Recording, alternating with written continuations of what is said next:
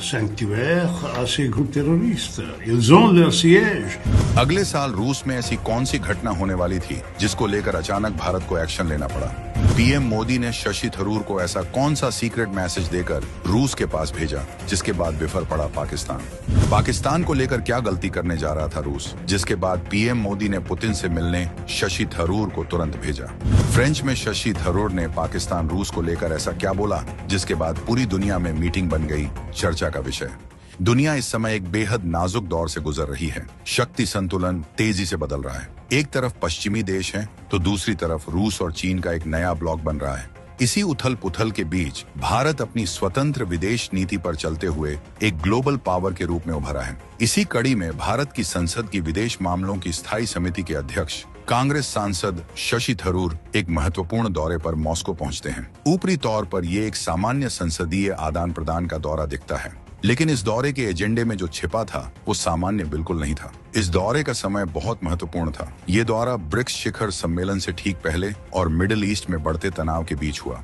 भारत इस दौरे के जरिए अपने सबसे पुराने और विश्वसनीय दोस्तों में से एक रूस को एक बहुत ही स्पष्ट और कड़ा संदेश देना चाहता था। ये संदेश था भारत की राष्ट्रीय सुरक्षा, उसकी संप्रभुता और उसके सम्मान का। ये संदेश था कि दोस्ती का मतलब ये नहीं है कि भारत अपने मूल हितों पर कोई समझौता करेगा। ये संदेश था पाकिस्तान को लेकर, जिसे रूस अपने खेमे में लाने की कोशिश करता दिख रहा था। भारत को ये दिखाना था कि दोस्ती का हाथ और आंखों में आंखें डालकर बात करने का दम, दोनों ही नए भारत की पहचान है।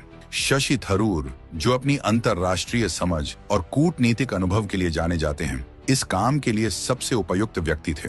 वो विपक्ष के नेता हैं, सरकार के नहीं, जिससे उनके द्वारा कही गई बात को एक गैर राजनीतिक और राष्ट्रीय सहमति का संदेश माना जाता है। और मॉस्को में ठीक यही हुआ। थरूर ने जो किया, उसने साबित कर दिया कि जब बात भारत के गौरव की आती है तो पूरा देश एक आवाज में बोलता है, और वो आवाज दुनिया को सुननी पड़ती है।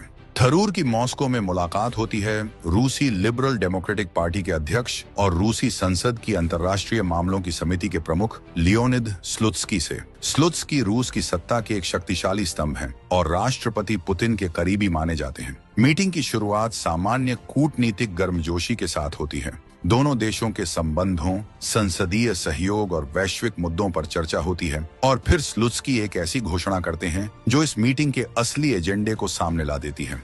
स्लुत्स्की बड़े गर्व से बताते हैं कि रूस 2026 में एक बड़ा अंतर्राष्ट्रीय संसदीय सम्मेलन आयोजित करने जा रहा है, जिसका विषय होगा अनाचार के विरुद्ध लड़ाई। वो बताते हैं कि इस सम्मेलन में रूस, चीन, ईरान, तुर्की और भारत जैसे बड़े देशों को आमंत्रित किया जाएगा। और फिर वो एक ऐसा नाम लेते हैं जो भारत के लिए एक रेड लाइन है। वो कहते हैं इस सम्मेलन में पाकिस्तान भी एक महत्वपूर्ण भागीदार होगा। जैसे ही पाकिस्तान का नाम लिया गया, कमरे का तापमान मानो गिर गया। यह भारत के लिए एक सीधा झटका था। एक ऐसा देश जो दशकों से सीमा पार से प्रायोजित अशांति का शिकार रहा है, उसे उसी देश के साथ एक मंच पर बिठाया जा रहा था जो इन गतिविधियों का सबसे बड़ा केंद्र माना जाता है। यह ऐसा ही था जैसे आग लगाने वाले को ही फायर ब्रिगेड का चीफ गेस्ट बना दिया जाए।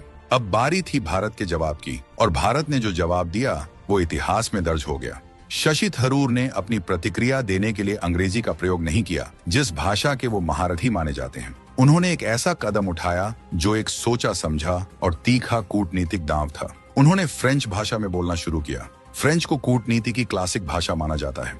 इस भाषा का प्रयोग करके थरूर ने तुरंत इस बातचीत को एक बेहद गंभीर और औपचारिक स्तर पर पहुंचा दिया। यह रूस को यह बताने का तरीका था कि भारत इस मुद्दे को हल्के में नहीं ले रहा है, और यह एक औपचारिक आपत्ति है, कोई दोस्ताना शिकायत नहीं। थरूर ने बेहद शांत लेकिन दृढ़ लहजे में जो कहा, उसने रूसियों को सन्न कर दिया। उन्होंने कहा, महाशय, मैं आपकी पहल की सराहना करता हूँ, लेकिन आपकी बात सुनकर मैं स्तब्ध हूँ। आप एक ऐसे देश को अनाचार विरोधी मंच पर बुला रहे हैं जो खुद ऐसी गतिविधियों का वैश्विक केंद्र है। एक ऐसा देश जो अपने पड़ोसियों के खिलाफ काम करने वाले समूहों को सुरक्षित पनाहगाह देता है, उन्हें ट्रेनिंग, फंडिंग और हथियार मुहैया कराता है, और फिर उन्हें सीमा पार भेजता है। ये एक खुली सच्चाई है कि इन समूहों को पाकिस्तानी तंत्र का पूरा समर्थन हासिल है। हम इस तथ्य को कैसे अनदेखा कर दें? उन्होंने अपनी बात को और वजन देते हुए कहा, रूस हमारा सबसे पुराना और विश्वसनीय मित्र है, लेकिन यह हमारे लिए पूरी तरह से अस्वीकार्य है। हम उस मंच पर नहीं बैठ सकते जहां भारत जैसे पीड़ित देश को पाकिस्तान जैसे प्रायोजक देश के साथ बराबर में खड़ा किया जाए। यह पीड़ितों का अपमान है और यह अनाचार के खिलाफ लड़ाई की पूरी भावना का मजाक उड़ाना है। हम उम्मीद करते हैं कि एक दोस्त के तौर पर रूस हमारी चिंताओं की गहराई को समझेगा और इस ऐतिहासिक भूल को करने से बचेगा। यह एक कूटनीतिक बम था। बिना चिल्लाए, बिना गुस्सा दिखाए थरूर ने बेहद सधे हुए शब्दों में भारत की रेड लाइन खींच दी थी।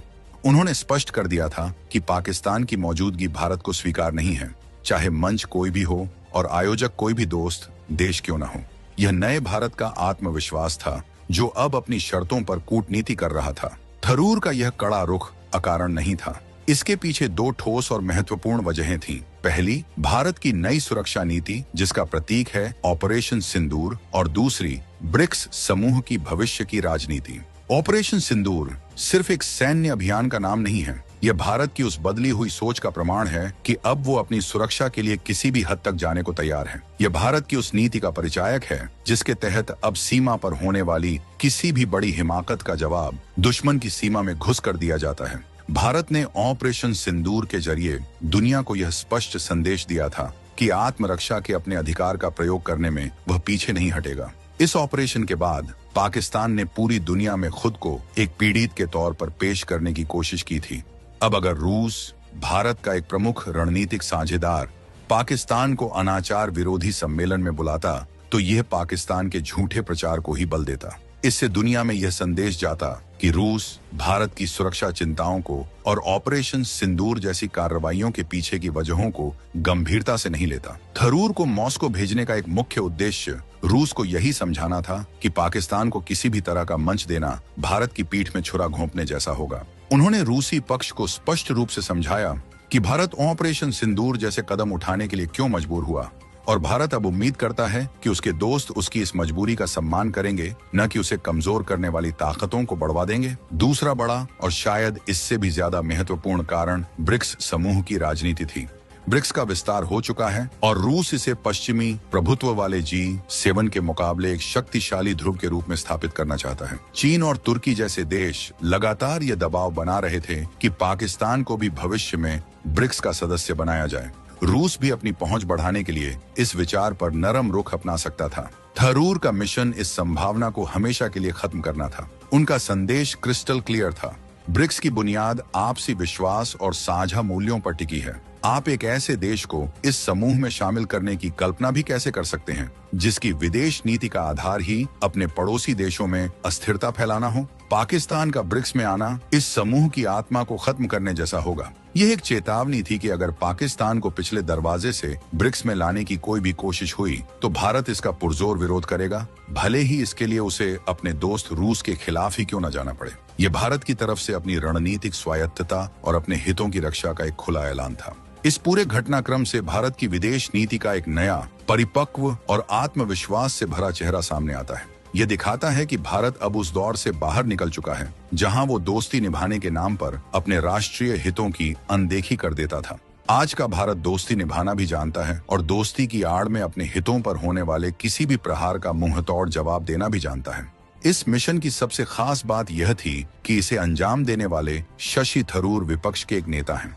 यह दुनिया को यह दिखाने के लिए एक सोचा समझा कदम था कि जब भारत की राष्ट्रीय सुरक्षा और विदेश नीति की बात आती है तो यहाँ कोई सत्ता पक्ष या विपक्ष नहीं होता, सिर्फ और सिर्फ एक टीम इंडिया होती है। जब सरकार का एक प्रमुख आलोचक ही सरकार की नीतियों का बचाव और प्रचार दुनिया के मंच पर करता है तो उस संदेश का वजन 1000 गुना बढ़ जाता है। ये दुनिया को बताता है कि भारत की पाकिस्तान नीति या उसकी सुरक्षा नीति पर पूरे देश में सभी राजनीतिक दलों में एक आम सहमति है। आपको भारत के इस नए कूटनीतिक अंदाज के बारे में क्या कहना है?